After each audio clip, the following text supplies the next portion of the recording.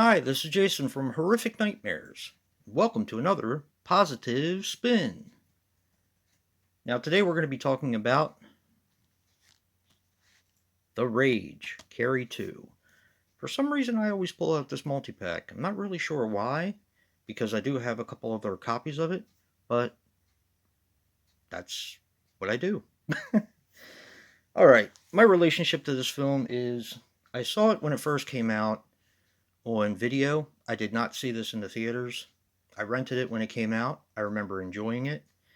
I remember it getting bashed because, of course, it was a sequel that was, I believe it was 23 years later, and most people bash stuff like that anyway. But I just remember it getting a lot of hate at the time. And then I actually reviewed it on my channel for a segment that was done years ago called Friday Night Frights.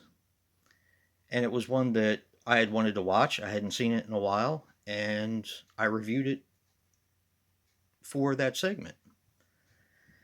And I just watched it with Joe.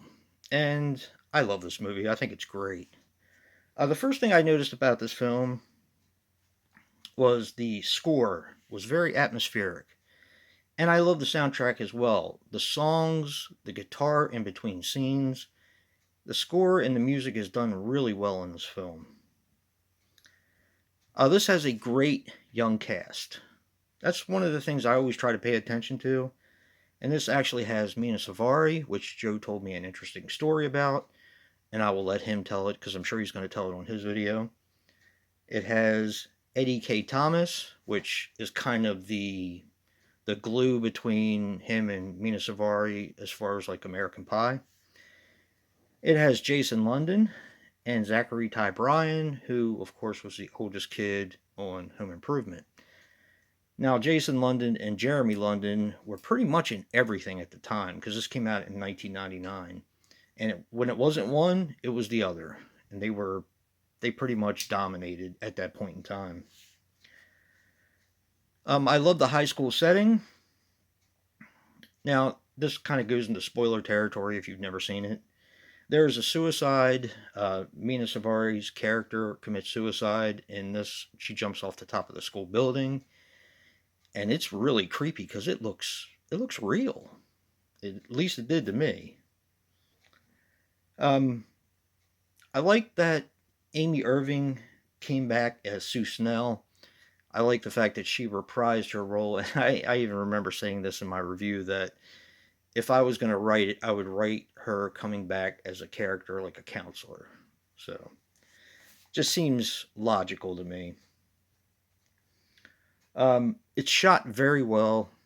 I cannot remember who the director is, but they did a fantastic job.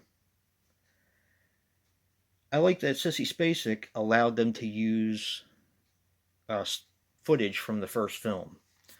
She was offered a cameo role in the film but turned it down, but she did say that they could use her original stock footage.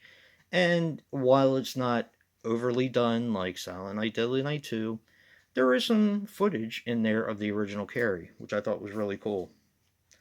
It adds a foundation to what they were trying to build. The black and white shots are really stylish, and usually they do the black and white shots when something has happened with her telekinesis. I like the relationship between Rachel and Jesse. They have great chemistry, and that's Jason London and no, I can't remember the girl's name that played Carrie. Yeah, can't remember her name, or no, Rachel rather. The explanation of how Rachel and Carrie are connected is very smart and clever. It's written really well, in my opinion. And you'll when you watch it and they tell you about the connection, you're like, okay, I remember that from the first one. How they said that the father was kind of a man whore, and that's kind of how it works. This takes place at a house party and not at a dance. That's the very end when all hell breaks loose. Now, this has a very small body count until you get to the end, which is very much like the original Carrie. It was the dance at the end when all hell broke loose and you started getting that massive body count. Well, the same thing happens in this one, kind of almost like a carbon copy of what happened in the original Carrie, but also different enough to stand on its own merit. The kills are amazing in this.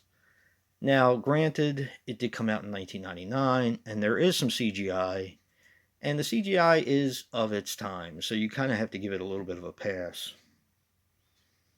The tattoo was cool. She actually got a tattoo with her best friend, and the tattoo does something towards the end of the film. I don't want to give that one away because I think it's pretty cool. And all in all, this is a fantastic movie. Now, once again, I did watch the alternate ending because this does have an alternate ending in it. And I'm not a fan of the alternate ending. Neither was the test audience, and they kind of didn't complete it, but they showed you what it was supposed to kind of look like.